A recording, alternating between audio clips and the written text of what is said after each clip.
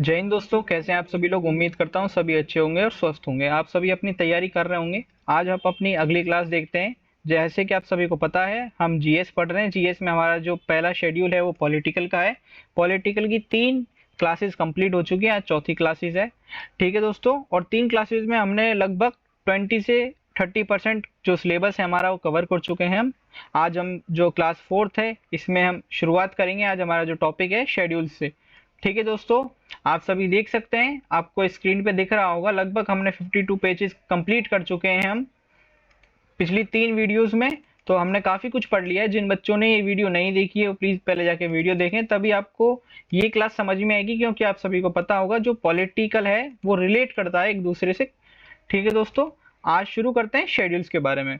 और जो बच्चे रेगुलर पढ़ रहे हैं, मैं कमेंट देख रहा हूँ, वो बच्चे आप अपनी तैयारी कंटिन्यू रखें। क्लासेस आप सभी के लिए डेली अपलोड होंगी। बाय चांस जिस दिन नहीं होंगी, आप समझ लीजिए कि जो अगली क्लास होगी उसमें दोनों क्लासेस को मर्ज करा जाएगा।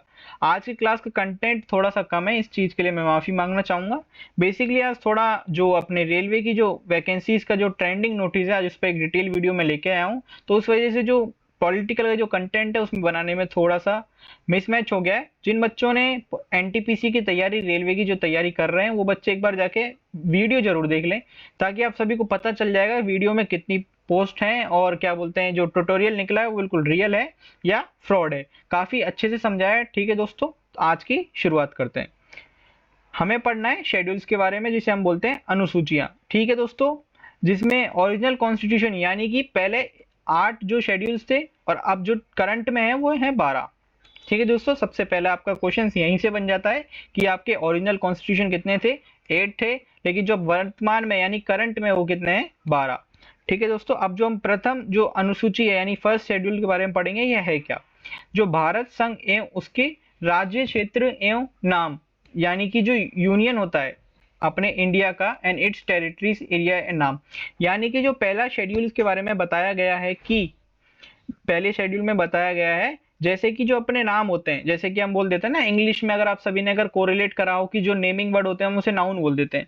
बेसिकली पॉलिटिकल में भी सेम यही चीज है। जो बाउंड्रीज होती हैं, जो एरिया होता है उसका एक नाम होता है। यही सेम चीज किसमें लिखी गई है, प्रथम शेड्यूल में, यानी कि जो प्रथम अनुसूचियां हैं उसमें ये चीज लिखी गई है। आप सभी को पता होगा टोटल स्टेट 28 है हमारे भारत के, और यूनियन टेरिटरीज कितनी है, 8 है। इन सभी के नाम है, ये पहले जो शेड्यूल है उसके अकॉर्डिंग दी गई है। ठीक है दोस्तों, आगे की तरफ बढ़ते हैं। दूसरी अनुसूची देखते हैं, यानी कि जो शेड्यूल नंबर 2 है उसे देखते हैं, या शेड्यूल सेकंड बोल लीजिए या शेड्यूल 2 बोल लीजिए।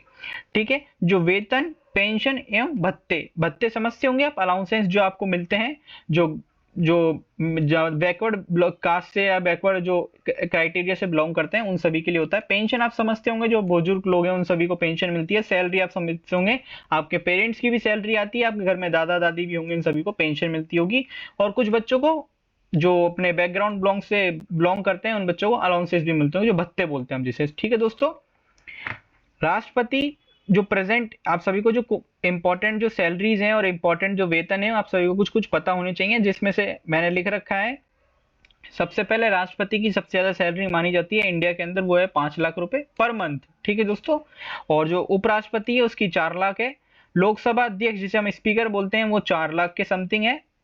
ठीक है दोस्तों, जो सुप्रीम कोर्ट और हाई कोर्ट के जो जजेस होते हैं, आप सभी को पता होगा जो जज हैं वो, उनकी सैलरी भी लगभग सेम होती है। ठीक है दोस्तों, अब सुप्रीम कोर्ट और हाई कोर्ट आप सभी को पता है कि अलग अलग फैक्टर हैं, दोनों अलग अलग डिपार्टमेंट हैं। लेकिन सुप्रीम कोर्ट के जो जजेस होते हैं उनकी जो जो सीनियर जजेस होते हैं, यानी हेड में जो मोस्ट ऑफ द टॉप जो होते हैं, उनकी सैलरी होती है 2,80,000 के आसपास। और जो अदर जजेस होते हैं उनकी 2,50,000। ठीक है दोस्तों, जो सुप्रीम कोर्ट के सीनियर जजेस और अदर जजेस के बीच में सिर्फ और सिर्फ 30,000 का अंतर है। सेम चीज हम देख लेते हैं हाई कोर्ट के जजेस के लिए। जो हाई कोर्ट के सीनियर जज होते हैं उनके लिए 2.5 लाख सैलरी है, और जो अदर जजेस होते हैं उनकी 2,25,000 रुपए सैलरी है। इसमें कितने रुपए का डिफरेंसेस है, इसमें 25,000 रुपए का डिफरेंसेस है। जो सीएजी होते हैं, ठीक है, उनकी 2.5 लाख रुपए सैलरी होती है। ठीक है दोस्तों, आप सभी को जो इंपॉर्टेंट ये सैलरीज हैं ये सभी पता होनी चाहिए, क्योंकि एग्जाम में पूछ लिया जाता है कभी कभी कि आपकी राष्ट्रपति की सैलरी किसकी है, उपराष्ट्रपति की सैलरी कितनी है। बेसिकली एक बार एसएससी 2019 में एक क्वेश्चन आया था कि उपराष्ट्रपति की सैलरी कितनी है। और एक बार 2018 में ये पूछा गया था कि भारत की सबसे उच्चतम सैलरी किसकी मानी जाती है, तो किसकी मानी जाती है, राष्ट्रपति की। ठीक है दोस्तों, आप सभी को पता होगा हमारे जो राष्ट्रपति जी हैं मुर्मू दत्ता, इन सभी को अभी प्रेजेंट में है। और आप सभी को एक चीज और बता दूं, जो इंडिया का फर्स्ट पर्सन है वो राष्ट्रपति को ही माना जाता है, यानी कि प्रेसिडेंट को। ठीक है दोस्तों, तीसरा शेड्यूल देख लेते हैं। जो तीसरा शेड्यूल है वो थर्ड शेड्यूल क्या होता है, शपथ, यानी कि ओथ जिसे हम बोलते हैं, जो आप सभी ने देखा होगा टीवी में, या फिर अगर आपके पेरेंट्स गवर्नमेंट सेक्टर से बिलोंग करते हैं तो आप सभी को पता होगा, जो ओथ लेते हैं यानी शपथ लेते हैं। और आपने अगर नहीं पता है तो आपने देखा होगा परेड में जब बच्चे यानी कि जो मेंबर्स हैं जो सिलेक्टेड होते हैं तो उनकी ओथ ली जाती है यानी शपथ ली जाती है अपने देश के प्रति, तो उन्हीं से अंतर्गत होती है। सबसे पहले केंद्रीय मंत्री की जो शपथ होती है, राज्य मंत्री की शपथ होती है, सुप्रीम कोर्ट हाई कोर्ट के जजेस की भी शपथ होती है। ये तीन सबसे मुख्यतः जो शपथ होती हैं उनको अंतर्गत माना गया है। ठीक है दोस्तों, आगे की तरफ जो हमारी जो फोर्थ शेड्यूल है उसको देखते हैं क्या है, राज्यसभा ए सीटों का बंटवारा, यानी कि जो अपनी राज्यसभा है उसकी सीट्स का डिस्ट्रीब्यूशन जिसे हम बोलते हैं। आप सभी को पता होगा सबसे ज्यादा जो राज्यसभा की सीटें हैं वो कहां से, यूपी से। ठीक है, अभी इलेक्शन हो चुका है, इलेक्शन में थोड़ा चेंजेस करने हैं मुझे नोट्स में, मुझे पता है। तो मैं अब जब अगले एक बार कॉन्स्टिट्यूशन फिर से पढ़ाऊंगा ना, ये वाला जो टॉपिक है हम मैराथन में कंसीडर करेंगे, तब आपको इसमें चेंजेस देखने को मिल जाएंगे। ठीक है दोस्तों, आप सभी को फिर से बता दूं ये मेरे हैंड रिटन नोट्स हैं। अगर आप सभी को वीडियो अच्छी लगे तो प्लीज वीडियो को लाइक करके चैनल को सब्सक्राइब करना ना भूलें। ठीक है दोस्तों, और दोस्तों के साथ जरूर शेयर करें। आप सभी के जो मुझे मोटिवेशन मिल रहा है उस सभी के लिए थैंक यू। लेकिन जो बच्चे पढ़ रहे हैं वो प्लीज एक बार वीडियो को भी जरूर लाइक करें। ठीक है दोस्तों, आगे की तरफ बढ़ते हैं। फिफ्थ शेड्यूल देखते हैं हमारा क्या है, जो अनुसूचित जाति एवं अनुसूचित जनजाति, यानी कि जो administration control of SC ST जो कास्ट और एरियाज होते हैं उनके प्रशासन में लिखा गया है, यानी कि उनको नियंत्रण करने के लिए, किसमें, शेड्यूल नंबर 5 में। ठीक है दोस्तों, आप देखते हैं शेड्यूल नंबर 6 में क्या गया है। जो ये शॉर्ट फॉर्म लिख रखी है ATMM के जो सुप्रीम जो एससी कास्ट होती है और एसटी के प्रशासनों का प्रबंध, किसमें, ए से होता है असोम, टी से त्रिपुरा, मी से मिजोरम और मे से मेघालय। यानी कि जो ये जो आपको मैंने 4 जगहों के नाम बताए, बेसिकली ये जो बैकवर्ड एरिया होता है ना वहां से बिलोंग करते हैं ज्यादा। तो इन सभी के लिए पूछा जा सकता है कि सबसे पहले कौन है, तो असोम यानी आसाम, टी से त्रिपुरा, एम से मेघालय मिजोरम और एम से मेघालय। ठीक है दोस्तों, ये सीक्वेंस है, आप सभी को याद होना चाहिए, एग्जाम में भी ये पूछा जा सकता है।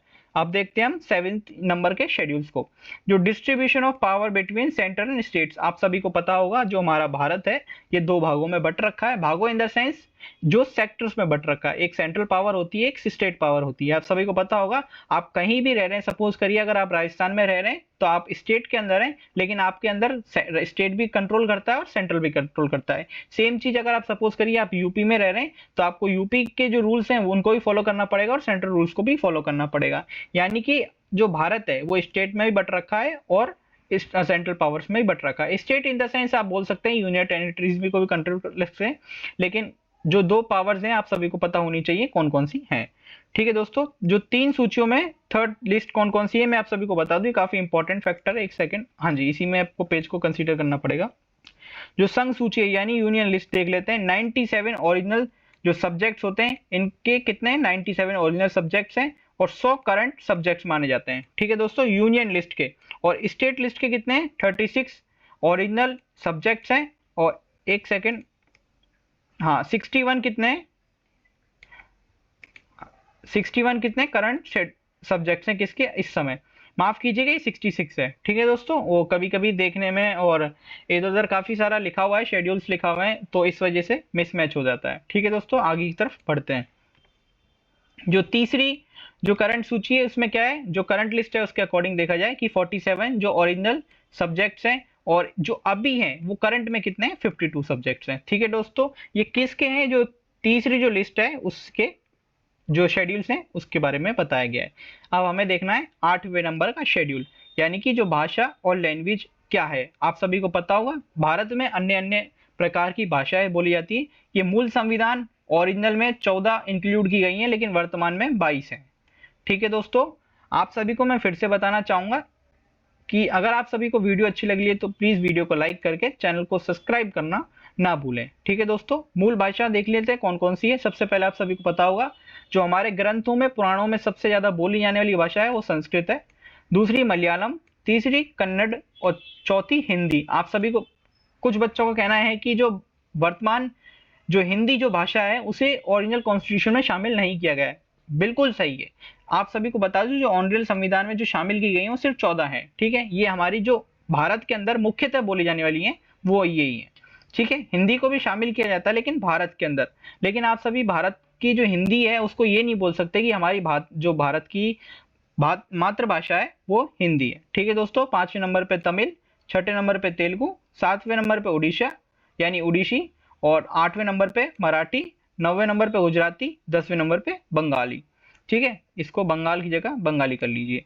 ठीक है, जो कश्मीरी भाषा है ये 11वें नंबर पे, 12वें नंबर पे उर्दू। उर्दू भी काफी मुख्यतः बोली जाती है हमारे भारत राष्ट्र में। हाँ, भले हम हिंदू राष्ट्र कहते हैं लेकिन ये जो भाषा है ये सभी के लिए एक मतभेद नहीं है, ये एक जो अपने बोलते हैं कंसीडरिंग है वो सब है। ठीक है दोस्तों, 13वें नंबर पंजाबी और 14वें नंबर पे है वो है असमिया।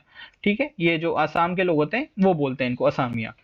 ठीक है दोस्तों, अब देख लेते हैं 15वीं भाषा जो सिंधी। आप सभी ने देखा होगा सिंधी भी लोग होते हैं हमारे भारत राष्ट्र में जो सिंधी भाषा बोलते हैं। उसके लिए जो 21वां संविधान शोषण अधिनियम 1947 के अधिनियम इसको कंसीडर किया गया है। हालांकि इसको भी इंक्लूड प्रॉपरली वे से नहीं किया गया है लेकिन इसकी जो मुख्यतः प्रेरणी है उसको लिख दिया गया है। ठीक है, तो 1992 तीन भाषाएं और मुख्यतः बोली जाती हैं। कौन सी? नेपाली, जो कोकंडी और मशीपुरी। ट्रिक नमक आप लिख सकते हैं, न से नेपाली, क म से मको और मशीपुरी और क से कंकोडिनी। ठीक है दोस्तों, ये तीन भाषा जो बॉर्डर लाइंस के लिए अकॉर्डिंगली बोली जाती हैं। ये सभी भी आपको चीजें पता होनी चाहिए। 92 और जो 2003 के अंतर्गत चार भाषाएं और बोली जाती है। कौन कौन सी है मुख्यतः वो भी देख लेते हैं। वोडो, डोंगरी, संथाली और मैथिली, यानी मैथिली भी बोल सकते हैं आप सभी को। जो शेड्यूल नंबर 9 है उसको देख लेते हैं वो क्या है। जो फर्स्ट 1951 में जोड़ा गया किसको? मूल सुधार, जो यानी कि जो लैंड रिफॉर्म्स होती है ना, जो आप सब एक सपोज करिए आपका घर है, उसके जो बगल में आपका लैंड है, अगर आप उसको कंसीडर कर लेंगे अपने तो उसको लैंड रिफॉर्म्स बोलते हैं। वो 1951 के तहत में जोड़ी जाती है। अब जो हमारे शेड्यूल्स नंबर 10 क्या लिख रखा है? दल बदलने पर प्रतिबंध, यानी कि आप चेंजिंग नहीं कर सकते अपनी पार्टीज को। आप सपोज करिए अगर आप हिंदू हैं तो हिंदू ही रहना पड़ेगा आपको, आप अपने रिलीजियस को चेंज नहीं कर सकते। आप 11 नंबर का शेड्यूल देख लेते हैं क्या है। एड ऑन करा गया, एक सेकेंड, हाँ, किसको एड ऑन करेगा? पंचायत राज्य। आप सभी को पता होगा जो ग्रामीण क्षेत्र में उसमें पंचायत को जोड़ा जाता है और कुल में कितनी जो विषय हैं वो 29 है मुख्यतः। ठीक है दोस्तों, 12वें नंबर का शेड्यूल देख लेते हैं क्या है। नागरिकता जो प्रणाली होती है, म्युनिसिपल्स जिसे बोलते हैं, नगर पालिकाओं को जोड़ा गया। कुल में जो विषय हैं वो 18 हैं। ठीक है दोस्तों, अभी तक हमने क्या पढ़ लिए शेड्यूल्स के बारे में, जो हमारे मैंने सभी को आप स्टार्टिंग में ही बताया था कि टोटल 12 शेड्यूल्स थे। जो पहले 8 थे अभी हमने उन सभी को कंसीडर कर लिया है। अब हमें देखना है आगे की तरफ और बढ़कर कि जो अगला टॉपिक है वो है यूनियन एंड इट्स टेरिटरीज। ठीक है, इसको भी कंसीडर कर लेते हैं आज, ताकि आप सभी जो एक पिछली कल से क्लास नहीं हुई थी वो भी आपको कंसीडर हो चुके। बेसिकली जो अदर टीचर्स वो क्या करते हैं, एक टॉपिक को एक वीडियो में कवर करते हैं। मेरा ये मानना अगर क्लास मिस हो जाती है तो उस जो पुराना टॉपिक है उसको भी इस वीडियो में कवर कर लेना चाहिए, ताकि जो आप बच्चे रेगुलर पढ़ रहे हैं उनको कोई दिक्कत ना हो। ठीक है दोस्तों, अब पढ़ते हैं संघ एवं उसका राज्य क्षेत्र, यानी कि जो उसके जो अपने बॉर्डर्स हैं उसके बारे में थोड़ा जानेंगे और अपने राज्य के बारे में भी। भाग 1 में लिखा गया है आर्टिकल नंबर 1 से लेकर 4 तक। क्या लिखा गया है? पहले आर्टिकल नंबर 1 को देखते हैं। भारत राज्यों का संघ, यानी कि जो भारत है India it's a union state, यानी कि आप सभी को पता होगा भारत का गठन राज्यों से मिलकर बना गया है। सेम चीज उस शेड्यूल में भी मैंने आप सभी को बताई थी कि भारत के जो 28 राज्य हैं और यूनियन टेरिटरीज कितनी है? 8 हैं। ठीक है दोस्तों, अगर आप सभी को वीडियो अच्छी लग रही है तो प्लीज वीडियो को लाइक करके चैनल को सब्सक्राइब करना ना भूलें। अगर आप सभी का कोई भी डाउट है किससे भी रिलेटेड, जो आप बच्चे किसी भी एग्जाम की तैयारी कर रहे हैं, अगर आपका कोई भी डाउट है तो प्लीज कमेंट बॉक्स में कमेंट करें। आप सभी को उस वीडियो जो आपका रिप्लाई है उस सभी को जरूर मिलेगा। ठीक है दोस्तों, आगे देखते हैं आर्टिकल नंबर 2 की तरफ। नए राज्यों की स्थापना आर्टिकल नंबर 2 के तहत होती है। Establishment of a new states, जो बाहरी क्षेत्र के नया राज्य बनाया जाता है। यानी कि सपोज करिए अगर आपका एक घर है, वो आर्टिकल नंबर 1 के थ्रू है, ठीक है दोस्तों, और बगल में आर्टिकल नंबर 2 यानी कि सपोज करिए ग्राउंड है, अगर आप उसको परचेज कर लेते हैं तो आप उसको अपने अंतर्गत कर लेते हैं, वो सेम चीज आप अपने आर्टिकल नंबर 2 के तहत कर सकते हैं। आपको शक्तियां मिल जाएगी आपको पार्लियामेंट से, मतलब आपका जो संसद है उसको भी सीमित करना पड़ेगा कि जो आपका क्षेत्र है वो बढ़ चुका है, ठीक है, आप नया क्षेत्र बना सकते हैं। उसी प्रकार से आप यही सेम चीज अपने स्टेट या अपने राज्य में प्रति जोड़ सकते हैं, रिलेट कर सकते हैं। ठीक है दोस्तों, एग्जांपल देखते हैं। सिक्किम जो था ना 35 1974 आर्टिकल नंबर 2 से जोड़ा गया था। ठीक है दोस्तों, सह राज्य से बोलते हैं। 3695 आर्टिकल नंबर 2 से जो समाप्त कर दिया गया था उसके बाउंड्रीज को, और राज्य स्टेट ये बना दिया गया। ठीक है दोस्तों, आगे की तरफ आर्टिकल नंबर 3 देखते हैं, काफी इंपॉर्टेंट है। मैंने जो चीजें पहले ही लिख रखी है इंपॉर्टेंट है, तो मेरे एक एक लिखे हुए पॉइंट को आप कंसीडर करते चलें। आप मान के चलें आपका पूरा पेपर इन्हीं नोट से बनता है और बनता रहेगा। ठीक है, नए राज्यों की स्थापना, इस्टेब्लिशमेंट ऑफ न्यू स्टेट्स, आप आर्टिकल नंबर 3 के तहत कर सकते हैं। इससे भी कर सकते हैं और इससे भी कर सकते हैं, लेकिन अलग अलग changes in the new name state. यानी कि सपोज करिए आपने अपना जो बगल का एरिया परचेज करा है वो आपने कंसीडर कर लिया, लेकिन जो उसका नया नाम रखेंगे वो आप आर्टिकल नंबर 3 के तहत करेंगे। ठीक है दोस्तों, एक बार ये पढ़ लेते हैं क्या लिख रखा है। किसी राज्य की सीमा वृद्धि या किमी, यानी लिख रखा है वही जो सेम चीज मैंने उस पॉइंट ऑफ व्यू में समझा दी है। आर्टिकल नंबर 4 में देखते हैं क्या लिख रखा है। ऐसे कानून लॉ जो आर्टिकल नंबर 2 और 3 के अधीन बनाए गए हो उन्हें आर्टिकल नंबर 368 के तहत अंडर संविधान संशोधन कॉन्स्टिट्यूशन अमेंडमेंट नहीं माना जाता।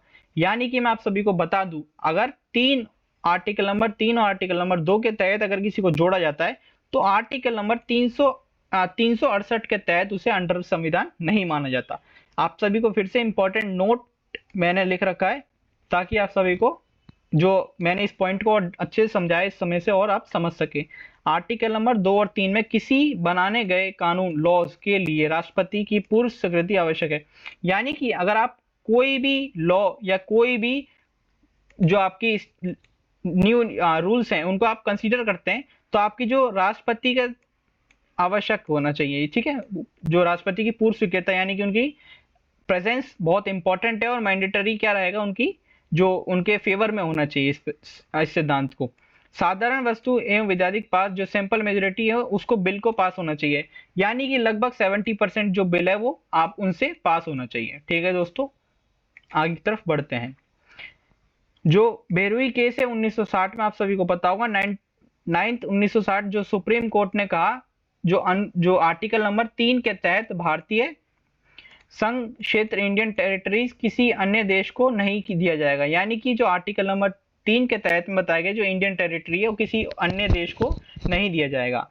ठीक है दोस्तों, पाकिस्तान को दिया गया था 1960 में ये चीज, क्योंकि पाकिस्तान आप सभी को पता होगा पहले इंडिया में शामिल था। 215 यानी माफ कीजिएगा 2015 में भारत 111 क्षेत्र यानी एरियाज बांग्लादेश को दिए, लेकिन बांग्लादेश ने 51 क्षेत्र एरियाज भारत को दिए। ठीक है दोस्तों, ये काफी इंपॉर्टेंट फैक्ट है। जो भारत था उसने 111 क्षेत्र किसको दिए थे, बांग्लादेश को दिए थे, और बांग्लादेश ने कितने, भारत को 51 क्षेत्र दिए थे। ठीक है, भाषा के आधार पर राज्यों का गठन रिकॉग्नाइज्ड बोर्ड किसके तहत किया जाता है, आर्टिकल नंबर 4 के तहत। ठीक है दोस्तों, डॉक्टर राजेंद्र प्रसाद की एक जो सिफारिश थी वो किसके तहत थी, काफी इंपॉर्टेंट सिफारिश है क्योंकि जो हमारे वॉरियर्स हैं उनके तहत में है। जो डॉक्टर राजेंद्र प्रसाद आप सभी को पता होगा भारत के उच्च वॉरियर्स के गिनती शामिल होती है, तो उसमें एक बार उन्होंने कंसीडर करा था, सिफारिश करी थी, वो क्या थी एक बार वो देख लेते हैं। घर आयोग जो धर कमीशन है उसके जो अध्यक्ष थे चेयरमैन एस के घर थे। ठीक है, रिपोर्ट कब दी गई थी इन्होंने, 10 दिसंबर 1948 में।